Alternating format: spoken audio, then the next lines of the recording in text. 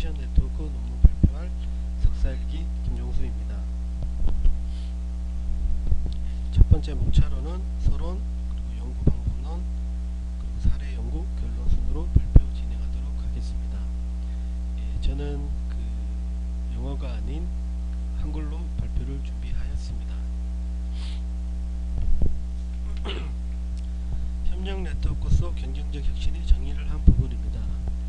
여기서 이야기를 종합해보면 글로벌 기업의 성장 배경이 혁신 네트워크, 즉 기업 및 외부 기관의 협력을 통해 성장을 가져올 수 있다는 것입니다. 기업의 장기적인 혁신 요소는 네트워크를 기반으로 한다는 부분입니다. 이 논문에서의 혁신은 두 가지로 분류되어 있습니다. 첫 번째가 점진적 혁신과 파괴적 혁신입니다. 혁신은 발명과 구별되어지고요. 발명은 아이디어로부터하기 때문입니다. 발명은 제품, 장비, 공정 또는 시스템을 향상시키기 위한 부분이기 때문입니다.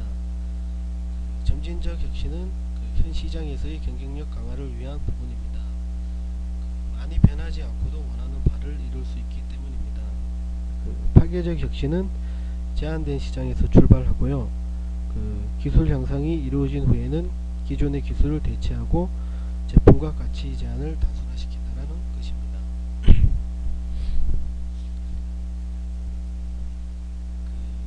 이노베이션 네트워크의 요소는 기업이 다자 간의 네트워크 관계를 형성하는 것이 혁신의 영향을 최대화시킬 수 있다는 것입니다. 구체적으로 구조적인 요인을 이론화하고 다자 간의 네트워크 관계가 혁신의 역량이며 네트워크 구축이 혁신의 중요한 요소라는 부분입니다. 일본 기업은 대외 기관들과의 전략적인 동맹관계를 구축한다라는 것이고요. 상호작용을 통한 학습 능력 향상, 기술을 시장화시키기 위한 기관들과의 연합이 필요하다는 것입니다. 영국 산업혁명은 혁신 사례 연구를 통해 지식을 최대화, 혁신 과정에서의 위험 요소를 최소화시키기 위해 기관들의 협력이 필요하다는 것입니다. 타이완은 첨단 기술, 산업, 정부, 대학교, 기업, 국제기관 간 혁신의 네트워크가 기업의 발전에 기인한다라는 것입니다. 혁신 네트워크가 실제로 어떻게 발생되었는지에 대한 두 가지 접근법에 대해서 연구한 부분입니다. 첫 번째가 직접적인 관계, 즉 제3의 조직의 중개를 거치지 않고 접근함을 의미합니다.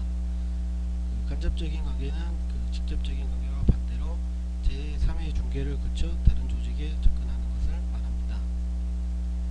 이 두 가지 방법은 혁신을 이끄는 매우 중요한 요소이기도 하며 두 가지 다 다른 역할을 한다는 것을 발견하였습니다. 혁신 네트워크를 구성하는 요소의 상호 의존성을 분석한 부분입니다.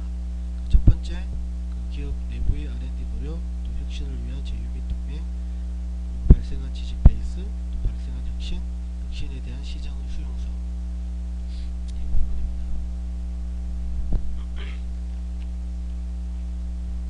기업이 어떻게 이윤을 창출하고 이 그럼을 어떻게 유지하는가에 대한 부분입니다. 여기서 모리스는 운용 원칙을 6가지로 제시하였습니다. 첫 번째가 기업이 어떻게 가치를 창출하고, 그리고 또 누구를 위해 창출하고, 그리고 기업의 내적 이점은 무엇이고, 시장에서 어떻게 자리 잡았는가, 그리고 또 기업의 수익 구조는 어떻게 되고, 기업가의 시각, 안목, 수완, 야망은 또 무엇인가에 대한 부분입니다.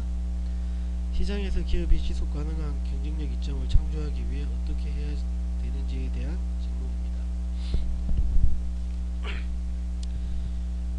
기업이 어떻게 이러한 구성 요소들을 특정한 방식으로 결합하는가를 한번 알아보겠습니다. 이 연구는 개발도상국의 중소기업이 어떻게 세계시장에 진출할 수 있는지, 또 비즈니스 모델을 분석하는지에 대해서 의의가 있습니다. 특히 혁신 네트워크의 자문이 이 과정에서 어떻게 사용되고 이용되는지에 대해서 밝히는 부분입니다. 이 연구는 혁신 네트워크의 3가지 요소에 대해서 연구하였습니다. 첫 번째, 혁신 네트워크 관계 구조, 그리고 혁신의 형태, 그리고 혁신 네트워크의 독태적 분석입니다. 분석 구조이고요. 독립 변수, 의존 변수로 나누어지는데, 독립 변수로는 관계 구조, 또 혁신 네트워크를 독점하는 기업의 국제화, 회사의 성장을 가져올 수 있다라는 것입니다.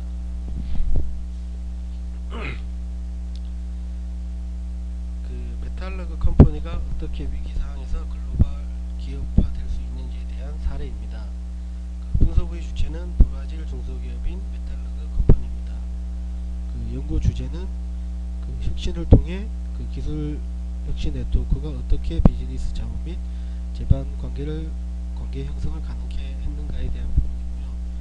그 목적으로는 기술적인 상품 혁신을 통해 세계 시장에서 회사의 경쟁력을 증가시키기 위해 혁신 네트워크 내 관계 구조가 어떻게 기여했는지에 대해 밝히는 데 목적이 있습니다. 그 연구의 타당성은 다양한 자료와의 인과관계를 위해 모리스의 비즈니스 모델 분석법과 같은 구조 분석을 이용하였습니다. 이 사례 연구는 다음과 같은 질문에 답하고자 합니다. 그 첫 번째, 그 기업의 기술 혁신 네트워크의 관계 구조와 그리고 혁신 유형의 순서는 어떻게 되는가? 그리고 기술 혁신 네트워크가 어떻게 기업의 비즈니스 모델을 바꾸기 위한 자원들을 제공하였는가? 또 혁신 네트워크의 동태적 분석은 어떻게 되는가에 대해 답하고자 합니다. 그 기업의 설립과 위험 요소 배경을 간단하게 한번 알아보겠습니다. 그 메탈러그 컴퍼니는 1978년도에 설립되었고요. 그 알루미늄 파는 기술을 통해 그 브라질에 그 도입되게 되었습니다. 그 전극 용접이라는 틈새 시장에서 크롬을 판매하였고요. 그리고 그 시기에 브라질 회사의 그 해양 설비 증가에 따라 성장하게 되었습니다. 그 당시에 브라질의 수입 장벽이 높아 다른 여타의 기업이 그 브라질 국내 시장에 들어올 수 없게 되었고요. 그러나 그 시간의 흐름에 따라 그 브라질이 수입 개방화 정책과 함께 쇠퇴기를 맞이하게 되었습니다. 또한 중국의 저가 크롬 생산으로 시장 비율이 감소하게 되었고요. 그런 여타의 여러가지 그 악재들로 인해 그 정체기를 맞이하게 되었습니다. 이러한 정체기를 벗어나기 위해서 제품 개발 및 국제시장 진출 계획을 모색하게 되었습니다. 이 회사는 비즈니스 모델 계획 중 전략적 선택을 해야 했고요. 첫 번째가 틈새 시장을 노리는 전략과 국제화 시장의 진출의 두 가지를 선택해야 됐습니다. 이 메탈러그 컴퍼니는 그 두 가지 중 국제화 시장의 진출을 선택하게 되었습니다.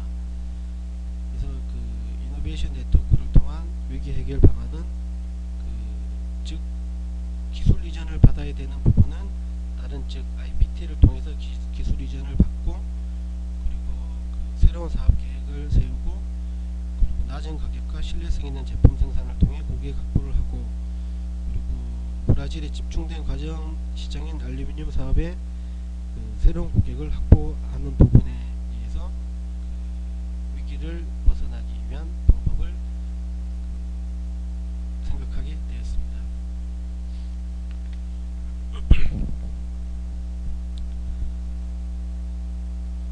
이 부분은 회사를 국제화시키기 위한 과정입니다.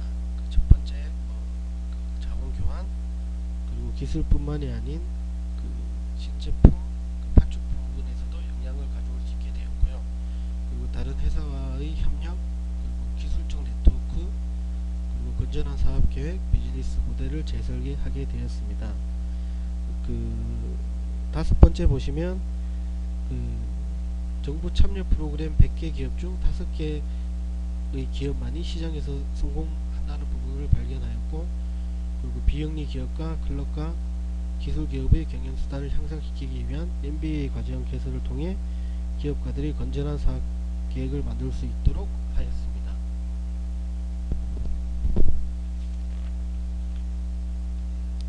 이 부분은 기술혁신 네트워크 관계 구조에 대해서 설명한 부분입니다. 그 간접적, 직접적인 관계로 상호 작용이 이루어지며 그 정보를 통해 혁신 네트워크에 관한 자원을 지원받고 연구소를 통해 기술을 이전받고 그 기술을 통해 그 다른 분야 즉 재활용이라는 새로운 사업으로서의 진출을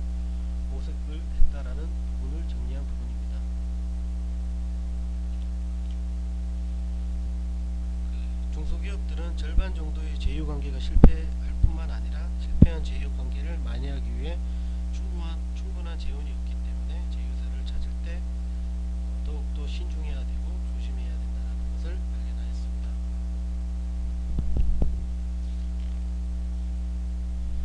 혁신 네트워크의 동태 모형을 이용하여 신제품 개발 및 시장화의 혁신 과정에서의 기업의 네트워크 요소들을 분석하였습니다. 크게 세 가지로 나누어지는데요. 첫 번째 메탈리그의 설립, 그리고 새로운 시장 개척, 즉 점진적 혁신을 수행, 그리고 국제시장에서의 점유율을 높이기 위해 파괴적 혁신을 수행하였습니다. 기술 향상 후 기존의 기술을 대체하고 제품을 단순화한다라는 것입니다.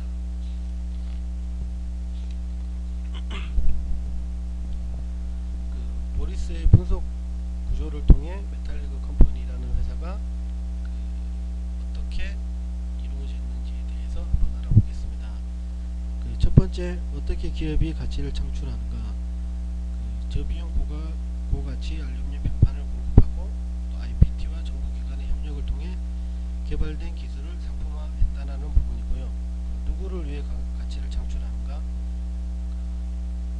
20개국의 알루미늄 생산업자들의 평판을 공급한다.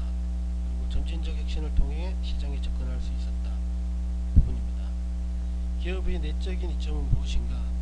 회사 자체의 재활용 기술을 통한 원자재 수급이 큰 이점이 있었고요.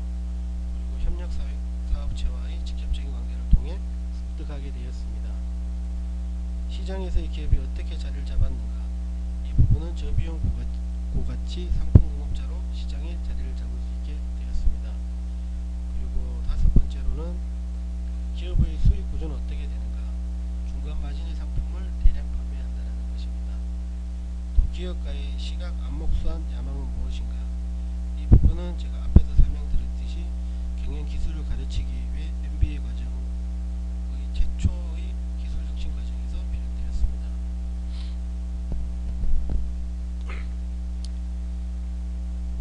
사례 연구, 계량적 연구를 통해 확인한 세 가지 결론입니다.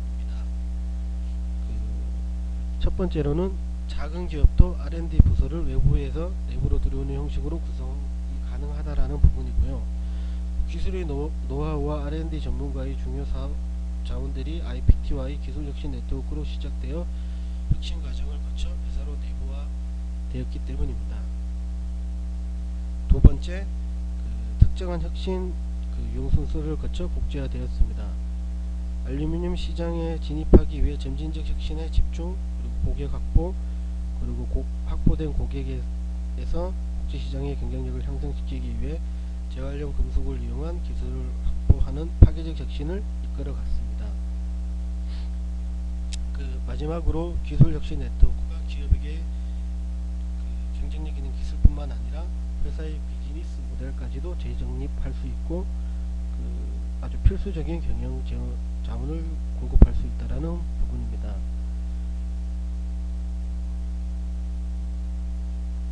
즉 이노베이션 네트워크는 기업이 혁신을 통해 국제화 및 성장하기 위해서는 대학교, 또 정부기관, 연구소와 같은 전문적인 부분을 네트워크를 통해 협력해야 된다는 것입니다. 네, 이로써 이노베이션 네트워크 발표를 마치도록 하겠습니다. 번역 자료는 교수님 클럽에 올려져 있고요. 부족한 부분은 댓글 남겨주시면 답변 드리도록 하겠습니다.